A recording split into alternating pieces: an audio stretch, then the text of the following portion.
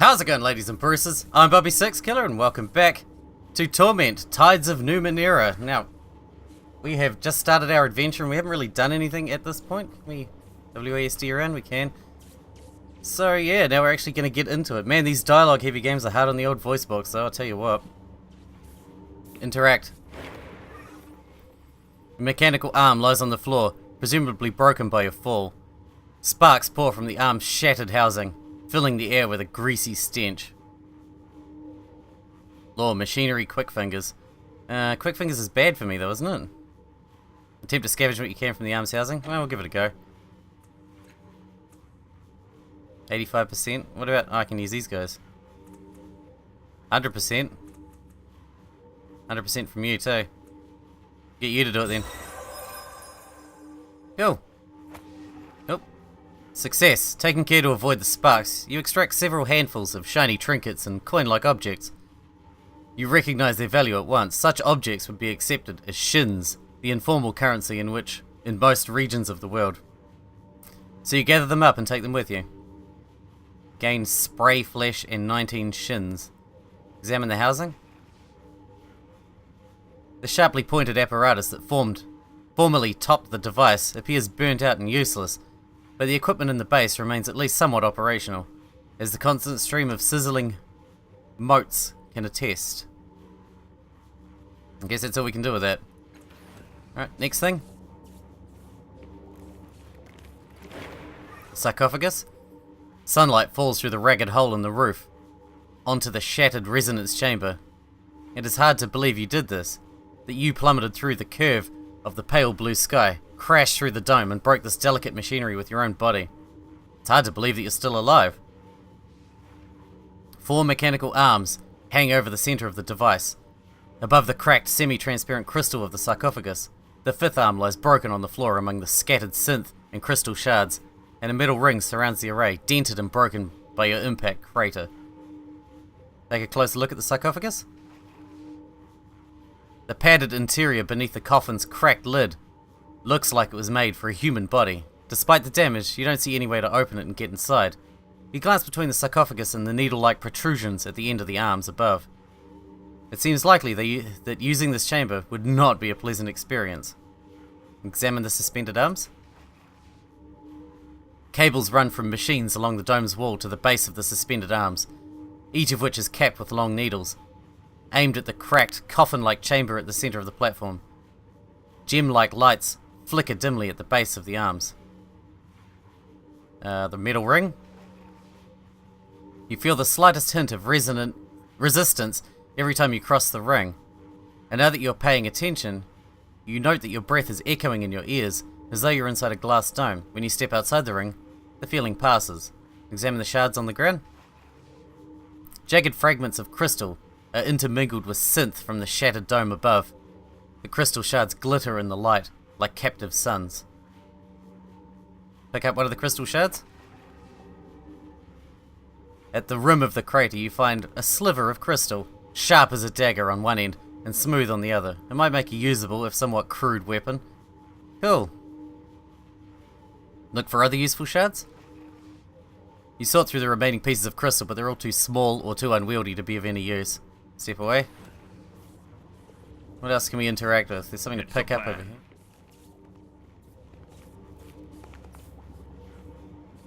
What is this we can interact with? Pick up. I don't like No, you. This dome. Dude! Let's go. Standing in my way, Sooner, asshat. not later.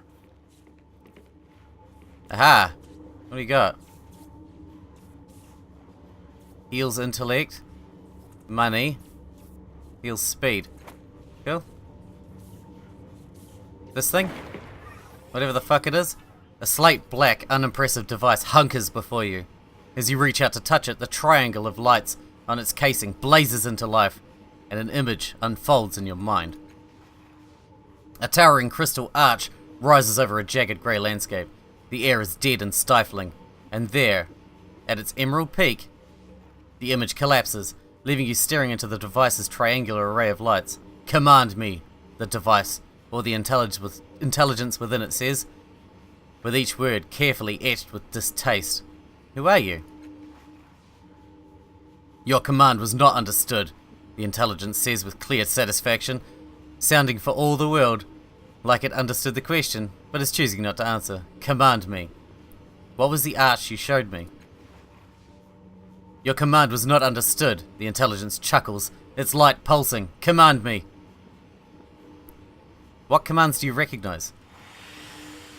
The three lights throb irritably. Heated air sighs from the device's vents, and then a towering list of commands races through your mind, far too fast to read. You rub your eyes, groaning, and the intelligence chortles. Command me, it says smugly. Oh, sweet, smashing, I'm good at that. Kick the device as hard as you can. Get wrecked, shithead.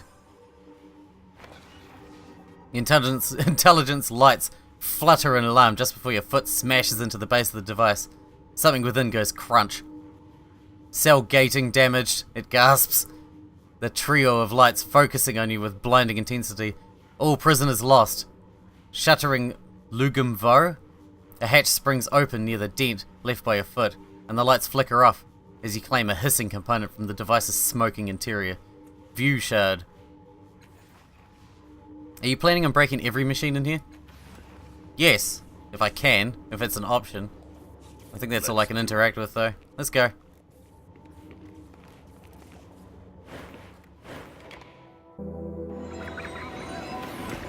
I need to talk to you. This place is so weird. Okay. This is the reef of fallen worlds, kid. It's a dangerous place at the best of times. And with you lighting up the sky as you fell, well, we should get out of here as soon as possible. Why were you looking at me when you said that? I wasn't, he growls. Don't be so paranoid. But when she isn't looking, he raises his eyebrows at you knowingly. What makes the reef so dangerous? The Numenera of the past are always dangerous, but there are other dangers too, some closer than others. What are the Numenera? You want me to tell you that? Want me to tell you? He laughs without mirth. The Numenera are all around you. Everything left over from prior worlds. Sangus Cliffs thrives by trading artifacts from ancient civilizations. Hells, you can't scoop a handful of earth without finding dirt from prior worlds mixed with it. Numenera is anything from the prior worlds, but mostly we mean the stuff of value to us. A lot of Numenera are just oddities, fancy trinkets with little real use, but sometimes you'll get a cipher that lets you do something incredible. Artifacts are worth even more. A cipher will only do something once, but artifacts last a lot longer. Though they can burn out at the most inconvenient times, he frowns. Not that it's ever happened to me. Of course, we got no idea what most of this junk was originally intended for. In most cases, it doesn't really matter. Like you might find what used to be a propulsion unit for a star chariot, but who the hell knows enough to build you the rest of it? Better to use it as a weapon or power source. He scowls, frustrated about something. I bet we could remake the world if we knew a tenth of the secrets of the ancients. But most days, it's a challenge just to survive. What's your story? Ask me again when we get out of here. I don't trust this damn reef any more than the company we keep. What do you think of Calistege? A parasite disguised as a Scholark. Don't be surprised if she betrays you before the day is done. Actually, that would be slow for her. Can you tell me about your tattoos? They look almost alive. These? They're nothing. Call them a consolation if you must. He smiles grimly. Some call them by their worst names. But that's because they have the occasion to run afoul of these little snakes. He looks away. This line of questioning is clearly at an end. What do you think we should do next? We need to fix that crystal chamber back there, yeah? First step is getting out of this reef. Let's keep going, alright? Here we go then. Stuff to interact with, please? Loot! Let's do it. I love loot. What are these? Two floating cones whirl and spin deliriously around each other, giggling like children being tickled. The air around them smells of sweet burning leaves. What are you? The cone continues whirling and laughing like enraptured dancers, giving no sign that they've heard you. What are you for? The cones greet your question with a split second of hushed silence, followed by delighted peals of helpless giggling. They aren't for anything. They're from one of the worlds before this one. Elegern rubs a hand along his stubbled jaw, Sometimes the Numenera will do something useful, sometimes they'll turn you inside out, and sometimes they don't do a damn thing that makes sense. I've often said the same thing about you, darling, Calisturge murmurs. Touch a cone as it passes? Oh, we're not good at quick fingers, but you guys are. There you go. You managed to graze one of them with the tip of your finger. Rawn, a voice says, and your vision is stolen from you. A moon hangs over you. It is not the one you recognize. It's black, and in a pearl white sky. Thick, flat asteroids orbit it like petals in the wind. You feel questing tendrils at your ankle, and the hot wind on your face smells of scorched hair and grief. 2 XP. Your vision returns. The cones hang motionless, only for a second before resuming their giggling dance. Watch them for patterns? The longer you stare at the artifacts, the more you're convinced that they turn faster when their spiraling paths cross each other. Leave the cones alone? Okay. Weird things. What is this? You're a weird looking monolith thing. A matte grey obelisk floats in midair above the water. It has sharp, curved sides that converge to a glowing tip that brightens or dims with the passing of the bay's faint breezes. Lean out to touch the obelisk. You raise your hand toward the obelisk. Dull green light wells from within the black stone, fixed on you like a furious eye. I knew someone who did what you're about to do, Elegern says casually. Aeon Priest. A beam came out of the top of the thing and ripped his face off. Made a fancy nightlight out of his crystal necklace though. But hey, I'm sure you know what you're doing. Oh hush, at least the poor priest died in service of his curiosity rather than stumbling about the coast complaining and feeling sorry for himself. Go ahead if you must, she tells you, ignoring Elegern's glare, but do be careful. Stretch your crystal shard towards the obelisk. Carefully you level the shard at the obelisk, and a superheated beam lances from the tip of the structure into the crystal, sending vibrations up your arm, and suffusing the shard with a warm green glow.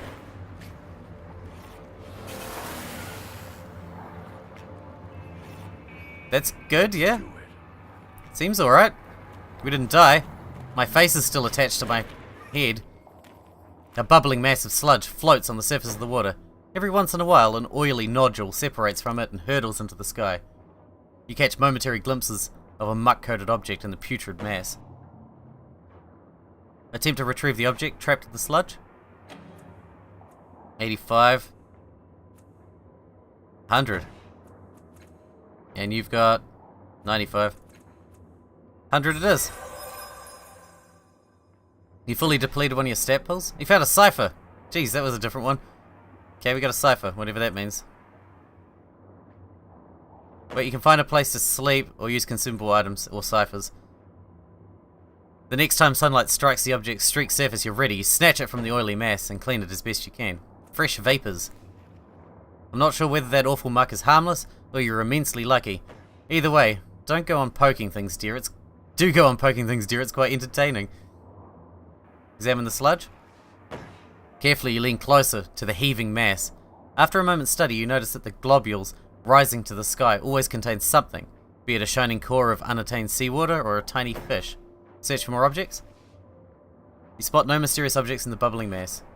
Wait for more treasure to surface. Minutes tick past as you patiently wait beside the massive sludge. Nothing surfaces. Okay, fine. But I want more stuff. I love treasure. Treasure's my favourite. Do we have weapons? Like, how do I check my character? See? Okay. Inventory. Let you equip. Yeah. Inventory, yeah. You know, we're fine. We're fine! Asshole. Heal 10 points of intellect, okay. That's a healing item. Cool. We don't really have anything we can use as a weapon though, do we? No. Okay. Alright. Moving on. We got a thing here we can play with. Whatever that is. Uh-oh. Got snapped, yo.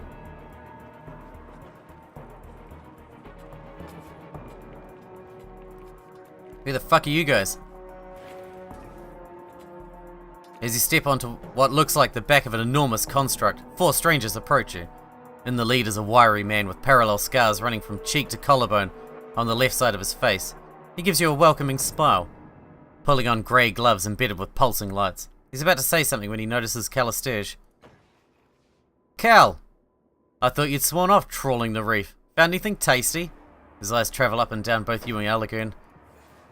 Odds and ends, Quarro? Nothing that would interest you, I'm sure. Her words are calm, but she's gone quite still. Turn to Quarro. What do you want? Right to the point, this one, isn't he? I knew most of the draft that scavenges the reef these days, but it's a rare pleasure to see a new face. His smile is disarming. All I want is information. A falling star landed near here not long ago. I don't suppose you were around to see it. I don't trust them. Elegant hisses in your ear, but loud enough that Calistage can hear too. Any friend of hers is a cheat, a killer, or both. What does it say about you, dear? She gives Elegant a venomous smile. Killer or not, she whispers, Horror is not a man who can be trusted with unvarnished truth. Tread lightly. Nice scars, how'd you get them? Two things are more dangerous than death in this world, he says, his smile widening. Ask impolite questions of strangers, and playing with Numenera you don't fully understand. My error was in the latter category, and I've grown more careful since. What are the gloves for? Unwelcome but anticipated complications. He does not elaborate. He does so love his ambushes. Calistage whispers in your ear again, even though her mouth is closed and she isn't looking at you. He didn't have the gloves when I knew him last, but I'd wager they're connected to devices in the area. So, Quarro says, apparently unaware of Calistage's interruption.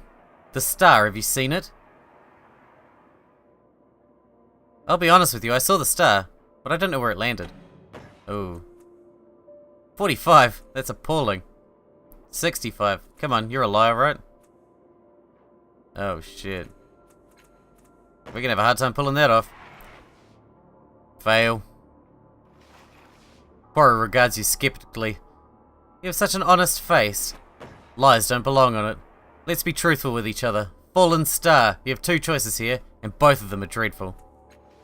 He holds up a finger. First option, you surrender to us, and we convey you to my employer for, well, experimentation and dissection, frankly. It's not pretty, but there it is. He holds up a second figure. Second option, we kill you and the old man. Try not to kill Calistage, and bring your body to our employers anyway. He winks at Calistage. Apologies, sweetness. He whirls on Calistage, his face tight with fury. You told him we were here, didn't you? You couldn't resist selling me out one more time. Are you really so paranoid? She sighs in exasperation. Darling, she says to Quarro, take your thugs and go home, otherwise we'll have to rip you to pieces. And the world is already so untidy. Quarro clenches his gloved fist, and a soft whistle pierces the air. What do you say, fallen star? Not going anywhere with you. What a shame, Quarro says, and glances at his companions. Now! Silver tide raised a tiny amount. Guess we're fighting, huh? I don't even know how to fight. In a crisis, characters take their turns in a sequence shown at the top of the screen. That sequence is determined by each character's initiative. You can improve the score by training initiative, okay? Not all encounters must be solved with muscle alone. Try using the Numenera artifacts nearby or talking to Quarro. How you choose to solve the crisis is up to you, but there will be consequences to your actions. Okay?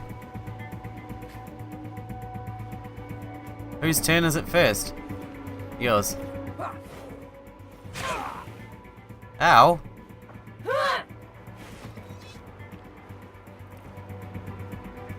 We don't even have any proper weapons, for fuck's sakes. What is this thing? Can we use this? Interact.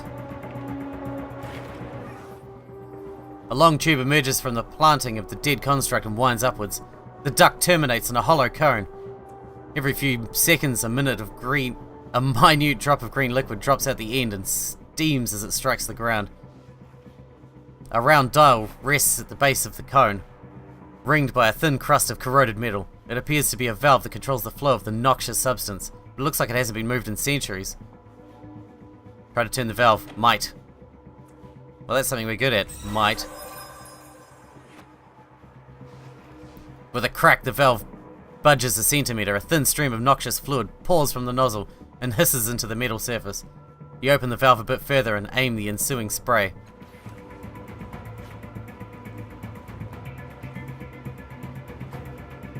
I'm only gonna hit that one. And if I'm not careful, I'll hit her too.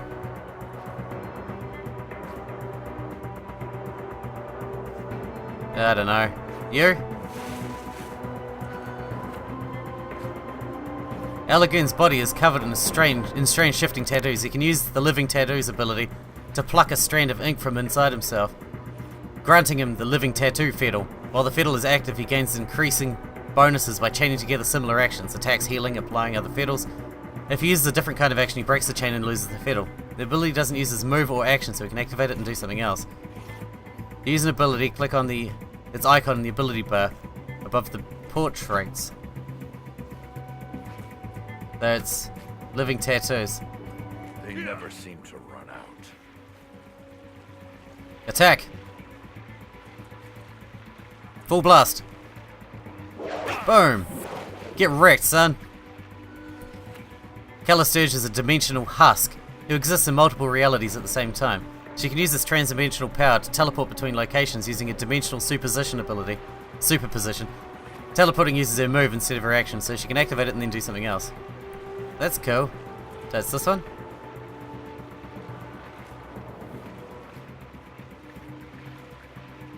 My sisters lend their strength.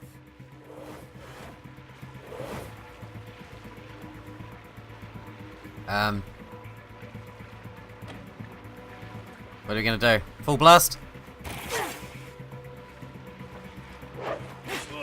Ow!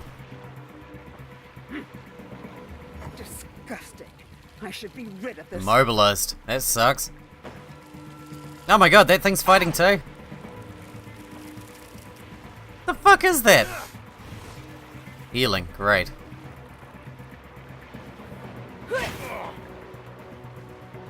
Where did you come from? You teleporting sack of ass. What else can we use? What is this? Can we use this for something? There's a shallow depression in the surface here. Like many others scattered around the construct, unlike the others, energy still pulses across this one at random intervals. A slight yet implacable sense of unease emanates from each wave of energy. There is a loose lens at the center of the depression. You think you could redirect the psychic effect somewhere more useful, but it'd be tricky to get it in between the energy pulses. Redirect the lens? What is our chances? 85? That's alright. I'll take it.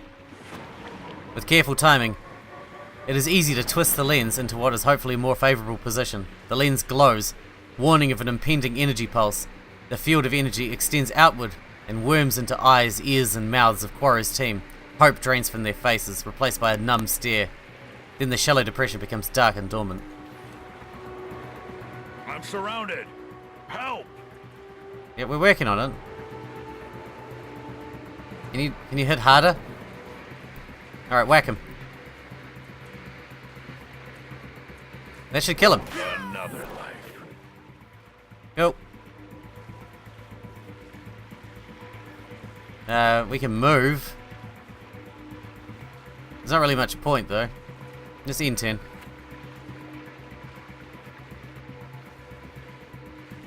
We could talk our way out of it with Quaro, but fuck that. I'd rather kill these fucks. Can we hit him from here? Resistance stat? Yep, that's cool. Waste him. You are no match for me. Kamehameha! Can you step back? No? Fuck it, whatever.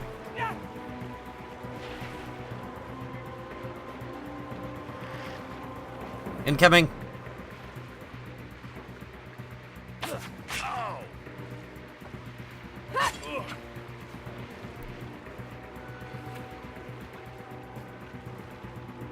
Alright, what abilities do we have? Opportunist. Earns turn immediately. Makes a basic attack against the first enemy that moves within range. Okay. So it's good for ranged, but not so much for normal attacks. Get wrecked. Asshole. Yeah, we're good. And then you whack him from behind. Another life. Elegant, you're a killing machine. Doing it now. What a good man.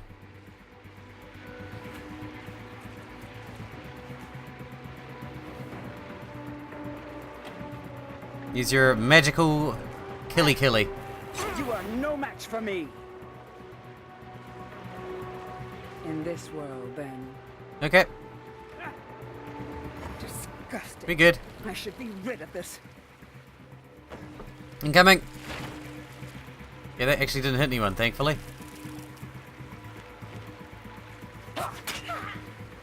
You really think it's a good idea for you to come this close, seeing you're an archer and everything?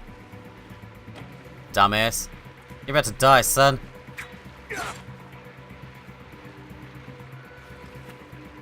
Finish him.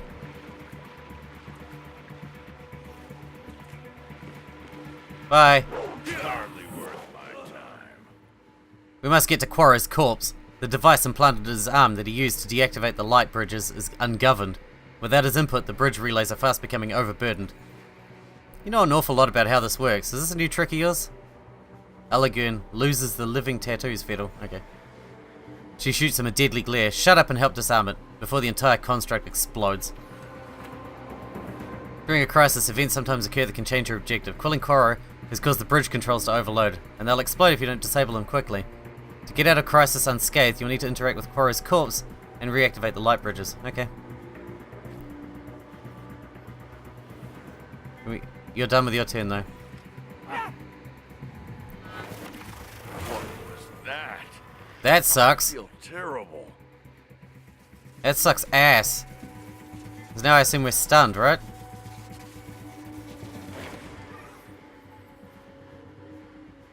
The strong glass panel embedded with Quorra's forearm is stained in blood. Beneath it, lights and indicators flicker in time with the spasms of energy at the deactivated bridge's ends. Stomp the panel. Open the panel. Figure out how to deactivate. Stomp it. You about to get stomped, son. Your heel falls on the device with a satisfying crunch, ripping off the outer frame, and reveals an alarming amount of blood and wiring. Inside the device, you see a gently flashing button. When you press it, the light generator hums back to life. Fixed.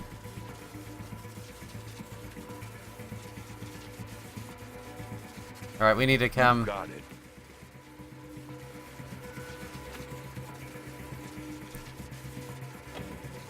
You got a gun anyway, eh? It's kind of a gun. It's a gun of some description. Don't run! I want to kill you. Oh, he's running away. Not cool.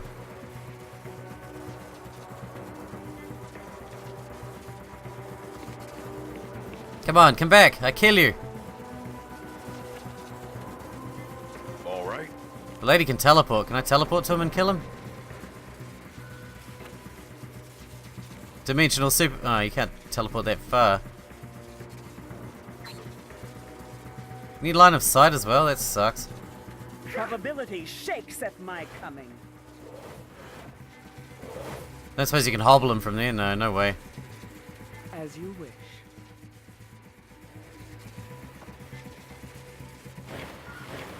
Oh, he got away. Well, that was a fiasco. I hope you learned something, kid.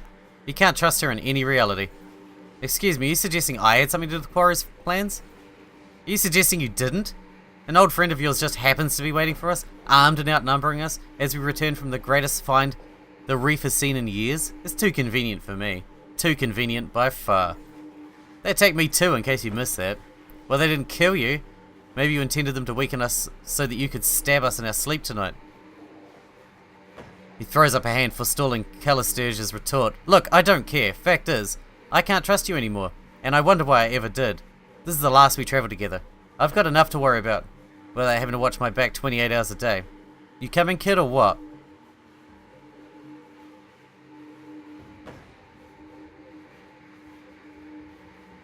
You really gonna walk away from each other over this?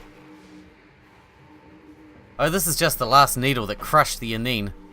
You haven't seen 1/10 of her depths, not 1/20th. She's a backstabbing bitch, and this mess here only proves it.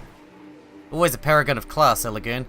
If I did have any interest in betraying you, do you really think I would need Quorra's help? Yet this is the thanks I get for coddling your pain-rattled judgmental weakness for so long. I've had enough. She turns to you. Child, I'm happy to guide you, but I'll not walk another step with this paranoid buffoon. Finally, something we agree on, he growls. Kid, she'll chop off your head and spit down your throat. I'll get you where you need to go. And let you sleep at night to boot. It's up to you. I'll go with Elegern. As you wish. Should you change your mind, I'll be at the order of truth. But don't bring the complainer. A farewell to you, child, and best of luck. You'll need it. And good riddance. He gestures towards the stair. Come on, whatever answers exist are up there. Right, let's go get some loot, shall we? There's a bunch of dead guys, and I'm sure they've got stuff. Now that you've dealt with Quarrel and his goons, you can continue up to the city of Sagus Cliffs. To reach the city, cross the bridge at the northern end of the platform before you go. Yeah. Done. Loot some bodies, yo.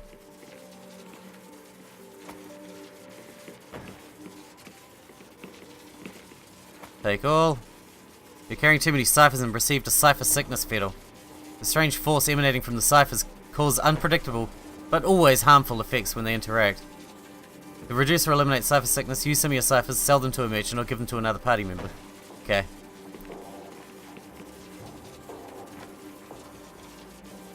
Alright, how do I do that?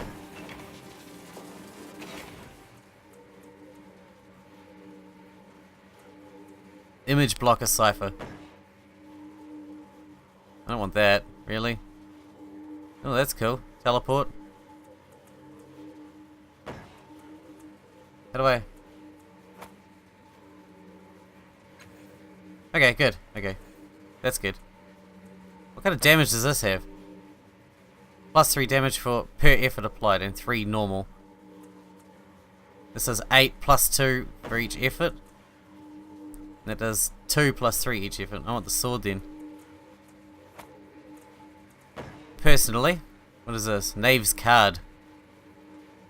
Huh.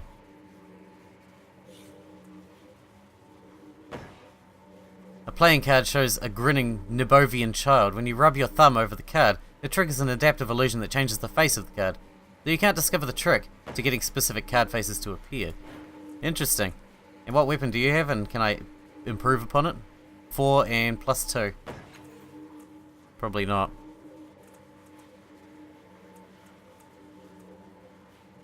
No. Okay. Well, I guess that's good then. We good?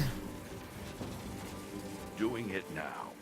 Okay, well, to town, I guess. And then I guess it's time for the episode to finish, because we're already 33 minutes in. And we've already had to kill a handful of people. Ah, well. They started it. Fuck those guys.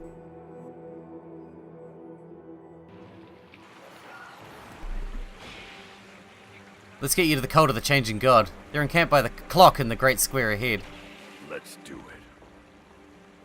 Alright. Well, I'm going to leave this episode here. Jesus, what is that? But I'm looking forward to coming back to it because it's fucking intriguing. The Numenera? Holy shit, it's so intriguing. Everything's so weird. Yeah, I hope you guys enjoyed it. Thanks for watching, thanks for hanging out with me, and I'll see you in the next one.